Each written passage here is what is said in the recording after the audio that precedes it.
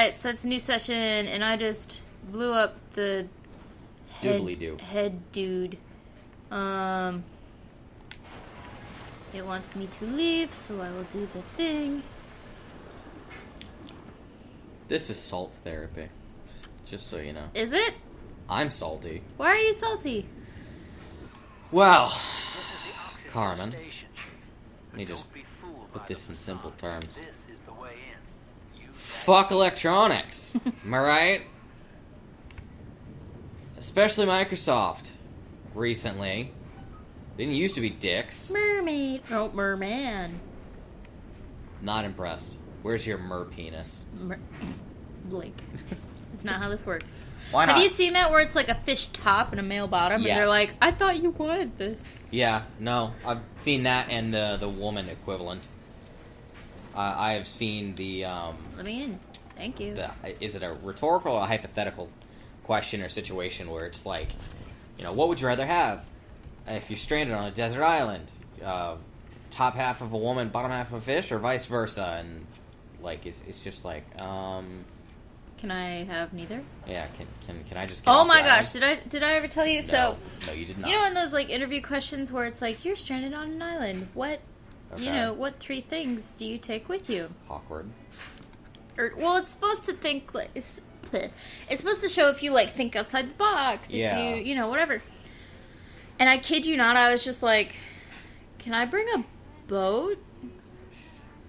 And they didn't know what to say. Yeah. They were just like... See, that's the thing. When you're given a hypothetical situation, you need to know exactly what your limitations are. You didn't tell me. Granted, okay, if in that kind of questioning, if they're looking for you to say something like that, then fine. But if they want to know how resourceful you are in such a scenario, like, I'll be MacGyver in this shit. Yeah, like, if they want to know if you're thinking in that kind of a direction, they need to give you those guidelines saying... And there's no way off the island. Like, you can't bring anything to get off the island. You can only bring things you can carry, or something like that, you know. Something like that, yeah, no. Kind of give you they a didn't limitation. give me limitations. They were like, okay, you're on an island. Yeah. What do you bring? And I was like, a boat? How about a pleasure cruise? I want to get off that island. I just didn't know what to say. And I was like... It's because you outsmarted them. You know? They were dumb. Like, I just want a boat, you guys. Because, like, my first thought is, well, I want duct tape.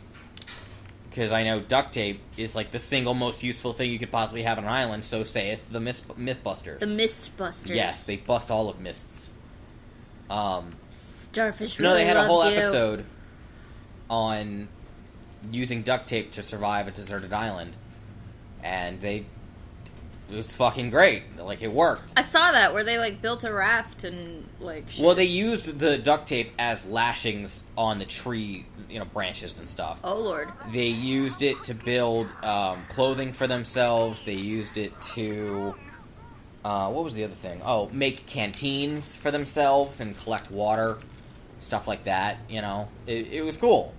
But it's like, if I don't have those limitations, then I can just say whatever, Yeah. Like, Well, that's like, I think they asked the same thing of, like, the Harry Potter people. And, everybody was like, a book, or that kind of thing, and the person that plays Fred Weasley was like, a book on how to build a raft, or Carmen. something like that. Carmen, What? stop. What? That. So No. That. Yeah. Use it. You need to upgrade your weapon. You can't pass these by, because it's a 1. 1 and you're screwed. So pick the gun you most like, and increase a thing with it. But I think that's kind of what makes the what are those silly games that Markiplier and some of the other YouTubers play? The would you press the button and the other one. Oh yeah. What's the other one? Would you rather? Yes, that's it. Yeah, like that's what makes those games interesting. I don't tend to watch those episodes because they're usually not, but like that's what makes those games interesting is like they give you these weird hypothetical scenarios and you have to either logic your way into out thinking the solution, or sorry, out thinking the question, or you have to think about yourself and how you would react and stuff like that. Like to make this slightly more topical and probably not date the episode, but you know what I mean. Doctor Strange, what he did at the end. That's exactly the kind of thing. Yeah. So, like, spoiler warnings if it's okay, or something. Yes, spoiler alert for Doctor Strange. Yeah, the very end of the movie, where he's like, I have come to make a deal. Bargain. I have come to make a bargain. You know, that right there, that's kind of exactly what you did. Where it's like, instead of fighting Mr. Dude Bro and reversing time and being a badass, I'm gonna make the enemies defeat themselves. Right. Because I'm smarter than them. Ha-ha! You know, it's knowing the situation or thinking more about the situation than someone else did, and they weren't ready for you to do that, so it's their own damn fault. I didn't get the job, so I mean... Well, that's because you outsmarted them. They can't have someone smarter than them on the payroll. So I guess I took the question, like, too literally, because I guess they are looking for how resourceful you are and that kind of thing. So if I had said, you know, I want this to build this or this, you know, I guess they would have had me realize that I had thought the question through instead of just being like, I'll just take a boat. Well, you know. But see, that's not fair. That's wrong standards. If you're going to ask a damn question, you know, have standards. This is very... cool. Ominous. Yeah, well, that's Lamb over I there. know. Or Eleanor or something. I forget. It's a cool sequence. It's still like, yeah. Okay. Yeah. Sorry. You're I was good. admiring. You're good. But, like, that's the whole rigmarole here. Is like... Yeah, that's Eleanor. Like... If they're gonna ask you a damn question, they need to be ready for any response. And if they're not ready for any response, they need to... be able to think about, okay, well, that was a good response or whatever, and here's why. Like... Or, you know, change the question. So, like, which, okay, that reminds me of a place I didn't get hired for. And I was just sitting there, like, after the interview, being like, motherfucker. Well, it's not like they tell you after the interview, right? They never call I don't know what that means. No one ever calls anyone back. It's so bullshit. Okay, for a second. Hang on. Pause. Wow! Handle it. I'm gonna keep talking. Fiery death is happening, apparently. Well, that's just because you're bad.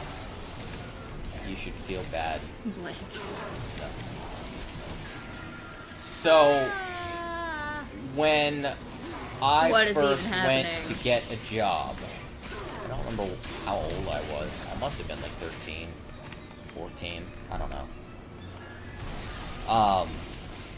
I was looking for a summer job where I lived, within a semi-reasonable distance and whatnot.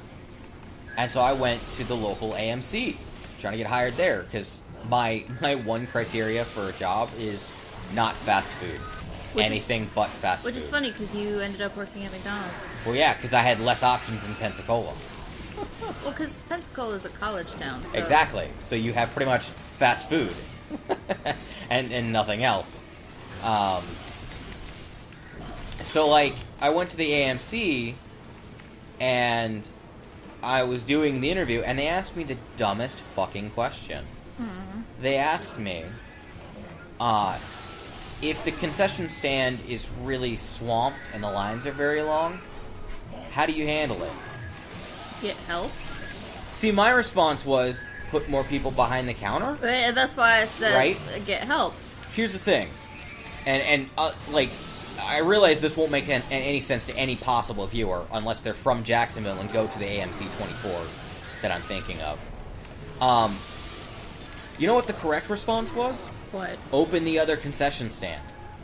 That thing is never open! See? You get it? Oh, I was so fucking mad. That thing is never open. Right? Like, I've literally, my entire life, no matter when I fucking go to that goddamn theater, that concession stand is never Ever. I've been to that theater for years. I went to it when I was like, when Lord of the Rings was new and in theaters, okay? Lord of the Rings was new and in theaters. When Star Wars was new, Star Wars 1, 2, and 3 were new and in theaters. I have to preface that, sorry. I'm not that old. So it's like, that never occurred to me, because in the back of my head, I was always like, This thing's never open.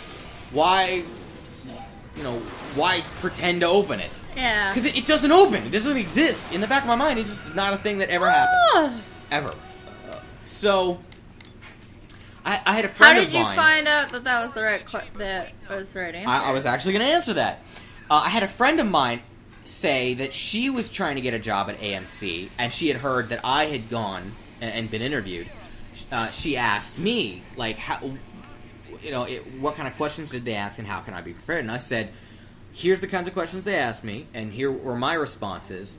If they ask you what happens if the concession stand is really full or whatnot, open the other one is probably a really good answer. She got hired. That's so stupid. Now, I don't know if this was the same AMC or not. I think it was, actually. Oh, flashbacks. But I'm sitting here the whole time thinking to myself, God fucking damn it. Because that's bullshit. No one opens that concession stand. Is this like flashbacks of... What happened to you and her, yes. She was a little sister. She was your little sister. You were her father.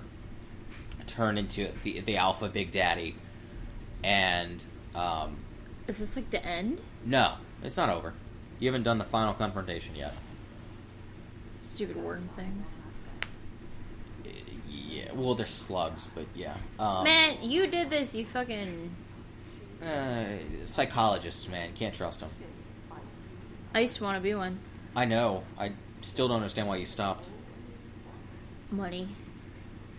Don't know what that means. College is expensive. So? That's what loans are for. No, Put it all in the government. I have loans. College is expensive. I know. But It's also very hard to get a job as a psychologist unless you open your own practice or work for like a school as like a child psychologist or something. Yeah, that's Don't true. Sorry, man. I don't care what they're gassing you with. You have a fucking drill for a hand. Open the glass. Idiot. Shit's not right, man. No, it is not. What? Way to throw her on me. Dramatic, man. Dramatic. That shit's not fair. Yeah, which, I want to say to the viewer, I kind of want to apologize for the visuals because they're not all that pretty compared to the Xbox One and the Bioshock collection that came out. But I have no interest in buying that because I own all of the games. They're still playable, and they still look good. Not great, they still look good. So fuck collections and all that nonsense, okay? Eleanor's not dead. Yay. Stab the shit out of me. I'm up for it. Go for it. Just kill me and I'll get back to the Vita Chamber. Or whatever you're doing. That's fine too. I think she's shoving me full of Adam. No. She's giving you a new plasmid. Like a one-time thing.